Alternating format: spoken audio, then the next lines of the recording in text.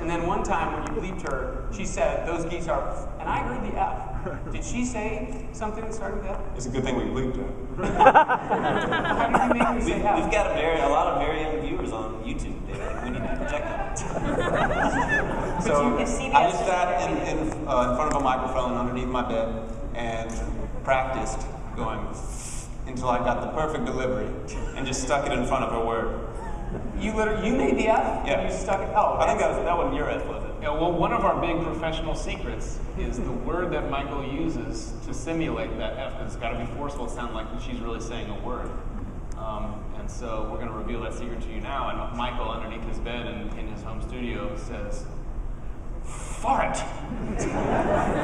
And then we take that F right off the front and we put it into her monologue, and your brain implies the rest. So what doors have these opened for you? What cool things? You got to come to MacWorld. Yeah. There's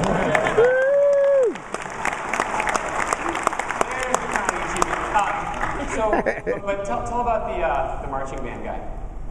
Oh, well, yeah, just for example, we have many enthusiastic fans, and several months ago, I guess it must have been September, a high school band director from Missouri emailed us and said, "I love your videos, and I think I could really get some cred with my students if we could use the music from one of your videos."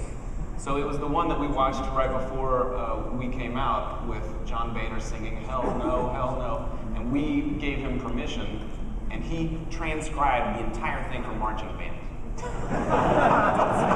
So somewhere in the middle of Missouri, in the middle of October, kids with saxophones and snare drums marching around, playing an instrumental version of "Hell No, Hell No."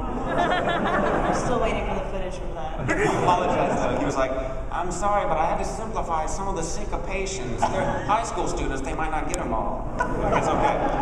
I think some kind of cultural line was just crossed. I don't know.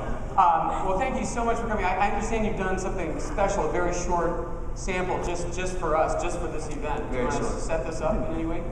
So we wanted to see what would happen if we sprinkled just a little fairy dust on Steve Jobs. So yeah, we just took a tiny snippet from his iPad announcement about how it's so versatile. You can move it in different directions, and it's quite short, but we turned it into a little bit of a dance routine.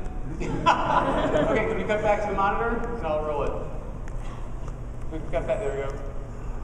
And you can change the background screen, the home screen, to personalize it any way you want. People put their own photos on it, I'm sure, but we ship a few, and you can make it anything you want.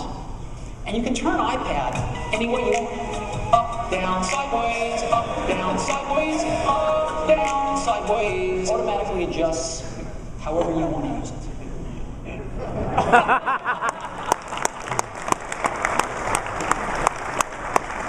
I think he's got some pipes. That could be the dance of 2010. I think he could be someone someday. Well, thank you so much for coming all this way, guys. I really appreciate it. You're very brothers.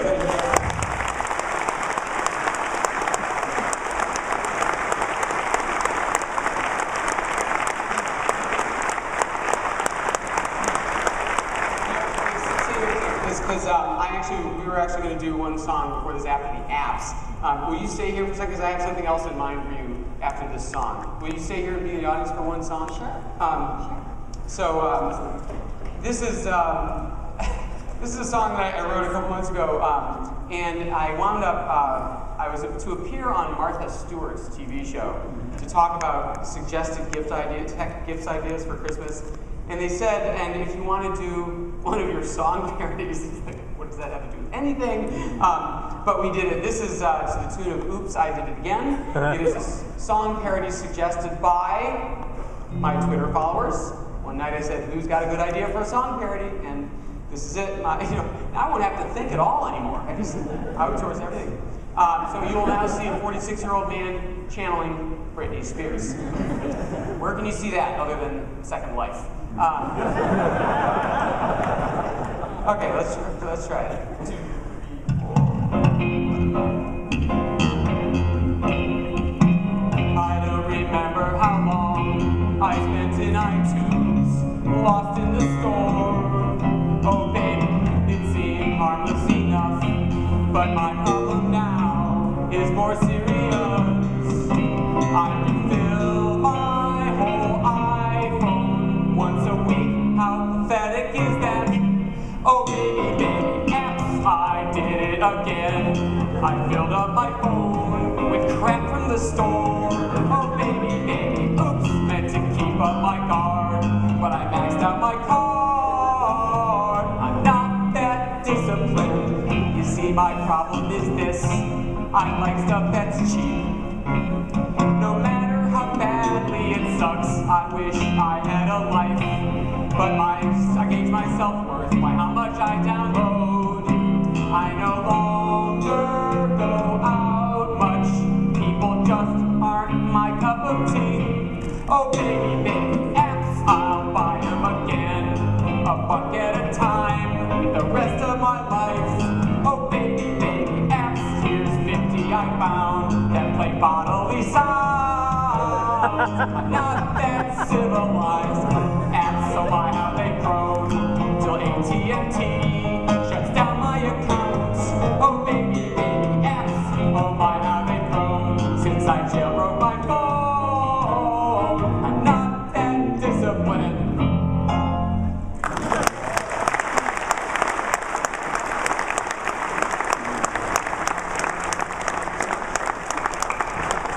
So I asked you guys to stay, and I need you guys to stay for a reason, because we're going to do something highly unorthodox right now.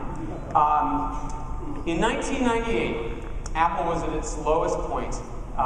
They were losing money every quarter. They had just lost $1.7 billion under the leadership of then CEO Gil Amelio. And is there a problem with the AC in here?